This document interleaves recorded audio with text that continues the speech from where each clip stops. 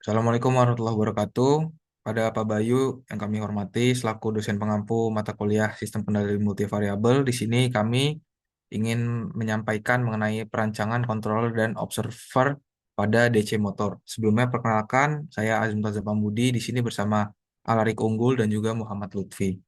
Baik, pertama pemodelan yang kami lakukan itu pada DC motor dengan tipe Maxon.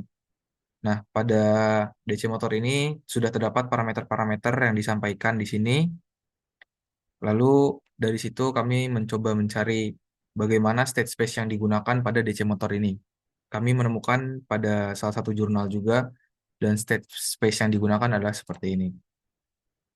Selanjutnya dari state space tersebut kami gunakan MATLAB dengan menggunakan fungsi SS2TF dan dihasilkan transfer fungsi transfer seperti ini.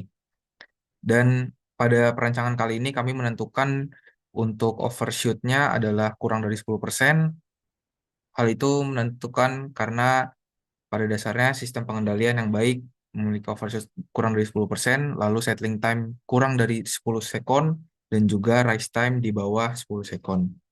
Selanjutnya untuk controllability, sistem ini DC motor bisa dikontrol dan bisa diobserve dengan mendapatkan rank sejumlah 3. Nah, selanjutnya untuk penjelasan lebih lanjut, saya serahkan ke Alarik Unggul.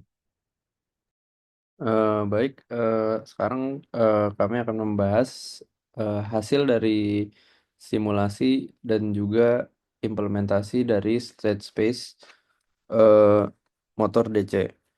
Dan dilakukan dua buah implementasi yang dilakukan menggunakan Simulink serta MATLAB Coder, di mana hasil yang didapatkan antara MATLAB Coder dengan Simulink, hasil yang didapatkan yang lebih baik berada pada di MATLAB Coder, sehingga untuk pembahasan secara detail akan kami bahas menggunakan MATLAB Coder.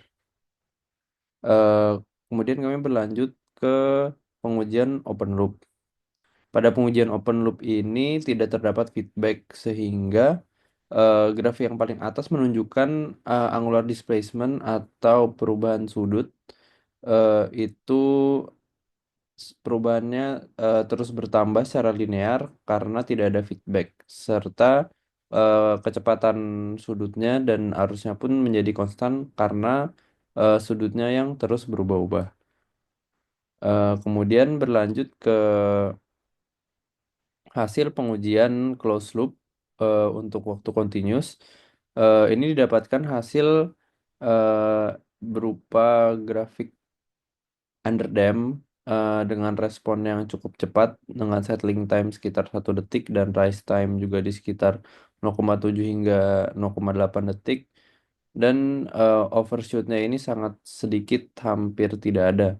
Dan untuk respon dari kecepatan sudut dan arus juga mengikuti relatif terhadap perubahan sudutnya, sehingga ketika sudah mencapai nilai set point maka keduanya akan bernilai 0 karena tidak ada perubahan sudut lagi. Baik, selanjutnya untuk yang discrete, sama seperti yang continuous, tapi terlihat di situ jika diperbesar maka akan menampilkan grafik yang kurang lebih mirip seperti tangga atau efek dari zero order hold, di mana hal tersebut terjadi karena adanya sampling time yang dipakai di sini adalah sebesar 0,01 second. Nah, untuk hasilnya itu sendiri masuk dalam spesifikasi untuk overshoot, setting time maupun rest time. Akan tetapi hasilnya lebih bisa dibilang lebih buruk dibandingkan si continuous, tapi tidak apa ya, tidak terlalu besar galatnya. Selanjutnya, Selanjutnya ke hasil implementasi continuous observable controller, di mana sistem ini bertujuan untuk eh, dapat memantau atau mengikuti perubahan grafik dari sistem. Dan terlihat bahwa grafik yang dihasilkan ini cukup mirip dengan hasil percobaan sebelumnya, yaitu yang closed loop controller, sehingga dapat diasumsikan dan disimpulkan bahwa eh, implementasi continuous observable controller ini berjalan dengan baik dan dapat menghasilkan hasil yang sesuai. Selanjutnya untuk discrete, sama seperti sebelumnya akan menghasilkan grafik yang kurang lebih memiliki efek dari zero order halt. Lalu untuk hasil dari respon itu sendiri bisa dibilang sama seperti sebelumnya, tidak lebih baik dibanding si respon sistem continue. Eh, akan tetapi untuk overshoot, setting time ataupun rest time masih di dalam spesifikasi. Berbeda dengan error steady state, untuk si discrete ini memiliki error steady state yang cukup di atas dibandingkan si continue.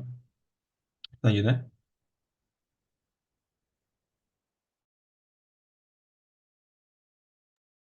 Baik, selanjutnya mengenai sistem ketika diberikan noise atau berupa disturbance. Di sini kami melakukan pada dua sistem yaitu continuous dan juga discrete.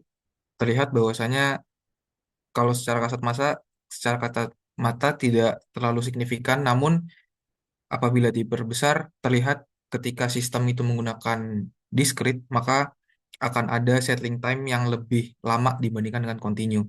Hal itu disebabkan oleh adanya zero order hold yang sudah disampaikan sebelumnya dan juga adanya time sampling atau waktu pencuplikan yang itu berdampak pada hasil yang didapatkan. Dan di sini terlihat bahwasanya pada garis biru yaitu posisi dari motor itu sendiri dan garis yang hijau adalah kecepatan motor dan ketika diberikan disturbance dari detik kedua hingga detik ketiga, di sini kecepatan mengalami sedikit fluktuasi, namun untuk pengendali posisinya itu hanya terdapat sedikit fluktuasi.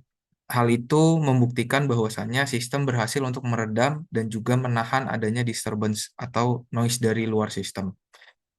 Baik, secara keseluruhan dapat disimpulkan bahwasannya controller dan observer yang dibuat atau dirancang sudah berhasil bagaimana melihat disturbance dan juga diamati berdasarkan karakteristik atau spesifikasi yang kami tentukan. Mungkin itu saja dari kami. Kurang lebihnya mohon maaf. Terima kasih.